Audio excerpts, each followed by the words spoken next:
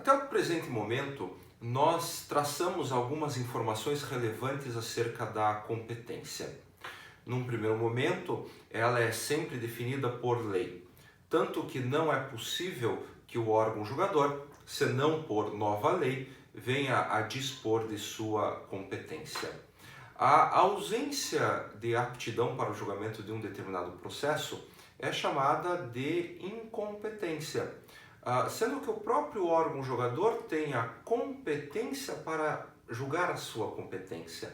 Ou seja, uma vez alegada que um órgão julgador não tem a competência necessária para conhecer e julgar um processo, é ele próprio que decide, num primeiro momento, se há ou não há a afinidade com a legislação. Vimos também que uma vez que o órgão julgador define ou decide pela sua incompetência, esse processo, salvo nas exceções comentadas, será transladado ao órgão julgador competente, o qual então proferirá as decisões necessárias à solução e ao término de qualquer dos litígios. Mais do que isso, nós também estabelecemos o conflito de competência, uma situação excepcional de quando dois órgãos julgadores se dizem competentes ou dois órgãos julgadores se dizem incompetentes para o julgamento do mesmo processo. Falamos, por último, por derradeiro, que a lei estabelece as regras de competência a partir de 5 critérios. O critério material, o critério pessoal, o critério do valor da causa, o critério funcional e o critério territorial. Perfeito. A competência, ela pode ser dividida em dois grandes grupos que têm efeitos de muita importância. A competência ela pode ser absoluta ou a regra de competência pode ser relativa. As regras que nós estabelecemos a partir dos 5 critérios, repito, podem ser definidas em competência absoluta e competência relativa.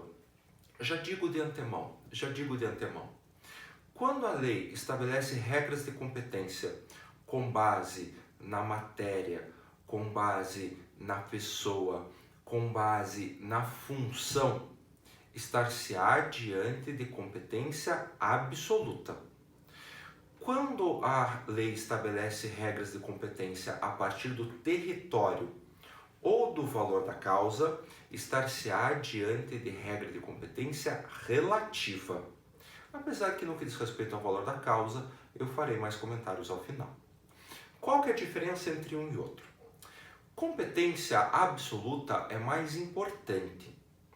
Competência relativa é menos relevante. Por quê? Competência absoluta visa privilegiar o interesse público. Competência relativa visa privilegiar o interesse privado. A competência absoluta pode ser alegada em qualquer momento do processo. A competência relativa tem que ser alegada ao órgão julgador na primeira oportunidade após a parte tomar conhecimento de que o juízo é incompetente. A competência relativa, tanto assim que, se não alegada na primeira oportunidade após a parte tomar conhecimento, ela perpetua, ou seja, um órgão julgador que inicialmente seria incompetente, conforme os critérios territorial ou do valor da causa, se torna, portanto, ou se tornaria, portanto, competente, o que nós chamamos de perpetuação da competência ou perpetuação da jurisdição. Essa possibilidade não acontece na competência absoluta. Não há perpetuação da jurisdição diante de competência absoluta. Então, mesmo que um órgão julgador, ou mesmo que a parte não manifeste a competência ou eventual incompetência na primeira oportunidade após conhecer, ainda assim não haverá perpetuação da jurisdição. Mais do que isso, a competência absoluta pode ser alegada em qualquer grau de jurisdição, em qualquer momento do processo, seja em primeiro grau, durante o julgamento de um tribunal ou durante o julgamento dos tribunais superiores, inclusive no Supremo Tribunal Federal. Mais do que isso, a competência absoluta deve ser reconhecida de ofício pelo órgão julgador. Então, o próprio juiz de direito, verificando que, segundo regras de competência absoluta, ele é incompetente, o órgão julgador deve se reconhecer incompetente.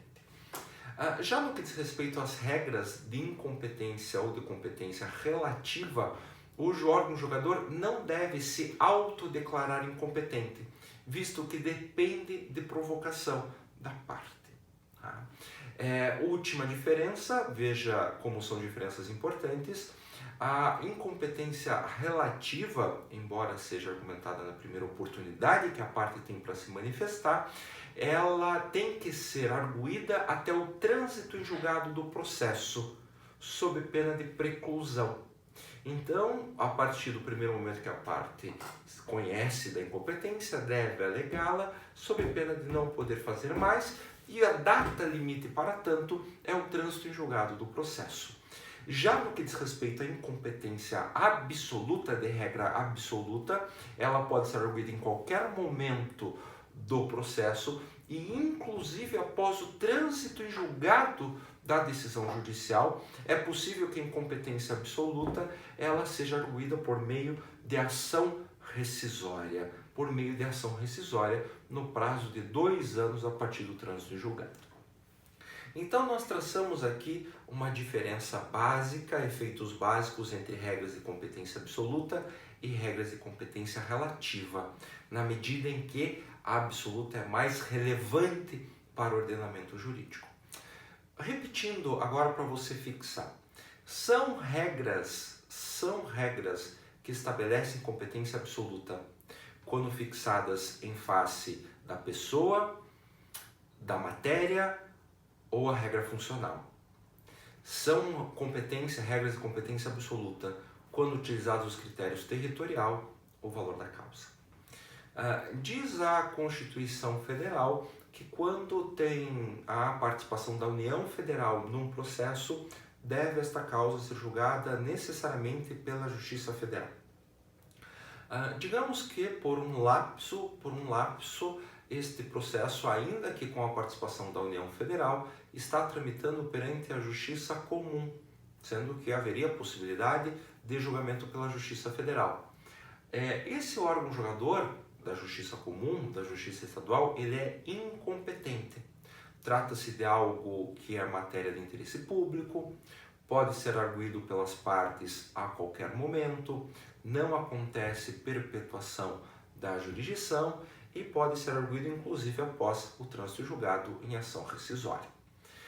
O mesmo aconteceria no que diz respeito à matéria. Se uma lei estadual define 2 varas distintas, em que uma julga casos cíveis, outra julga casos criminais, para ficar bem simples o exemplo. Se a vara civil, veja, competência em razão da matéria, julga um processo criminal, estará esse processo imbuído, no que diz respeito ao órgão julgador, de incompetência, arguído a qualquer momento, arguído de ofício, não há preclusão, não há perpetuação da jurisdição. Por outro lado, eu mencionei que a competência em razão do território é uma regra de competência relativa.